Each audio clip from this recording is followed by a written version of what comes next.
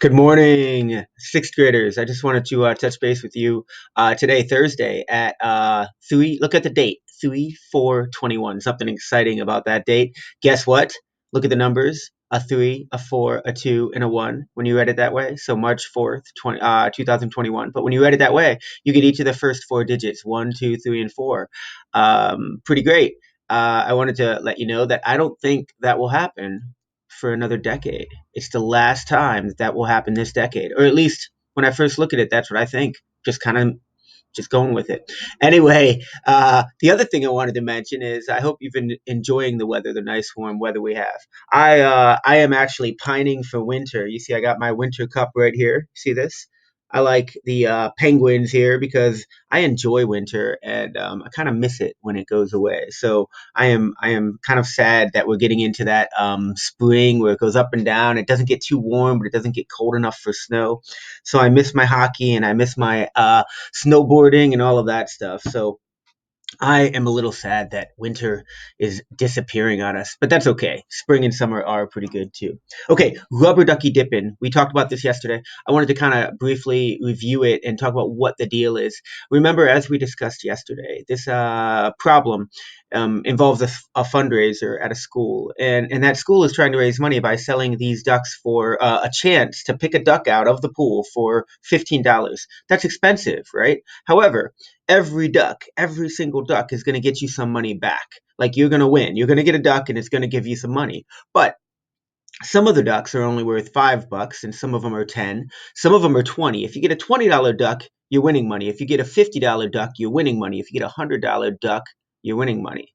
But the way something like this works is you don't want to be giving away more money than you're bringing in. A fundraiser is about making money, right? So what you're going to do is make sure that when you set it up that there's a chance at winning a lot of money, but there's also a likelihood, meaning the most predictable or most common result will be that you're not going to make money, or the person getting the duck is not going to make more than what they paid. So most likely you're going to be pulling out a $5 duck or a $10 duck, but you have the possibility of getting a $100 duck or a $50 duck.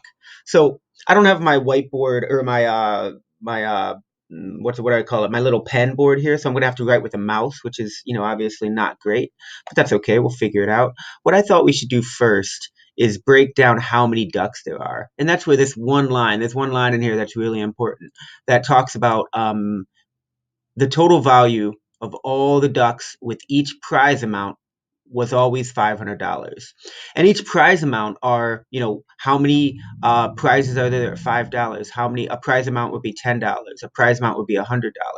So if we wanted to say that every total prize amount would be $500, meaning the total you could get for that amount is $500, we have to break it down by each amount. So if these down here are the $100 ducks, so I'm going to write each of these. Each duck is $100, right? So sorry about so that duck is $100, and so are the other five. When I look at this all together, these five ducks would give me, and I'm going to write a terrible looking number sign there. These five ducks will be $500.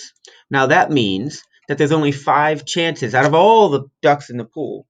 There's only five that will give you $100, right? That's it.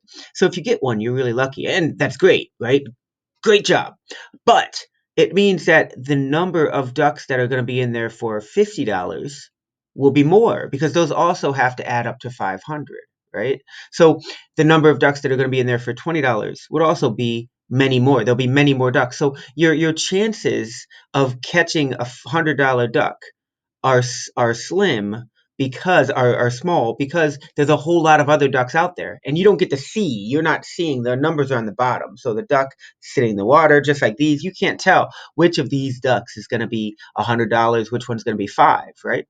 So what you need to do is figure out how many ducks will there be of each prize amount. How many ducks will there be for $5? How many ducks will there be for $10? All right, and then what I'd like you to do is they ask you in the question at the very end, they say, if we assume he randomly selected a duck, what is the probability? Remember, the probability is a ratio.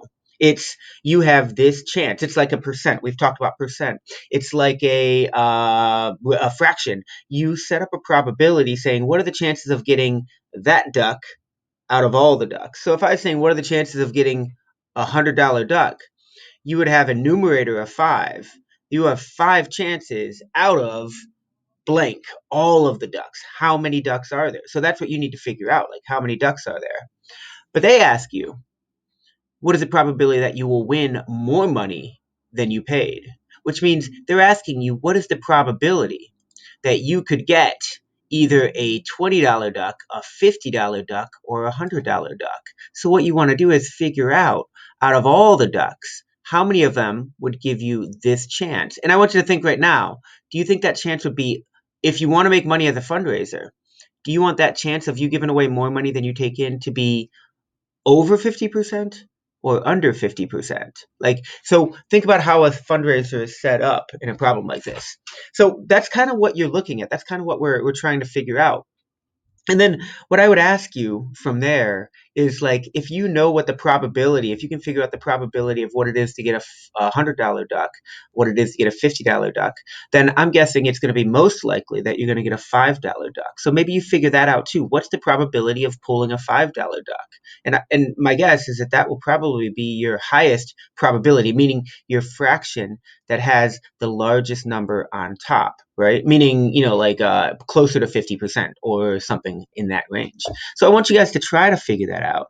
I also want you thinking, what are some ways that you could, let's say you bought like 4 different chances, right? You bought 4 tickets. You spent $60. That's 15 plus 15 plus 15 plus 15.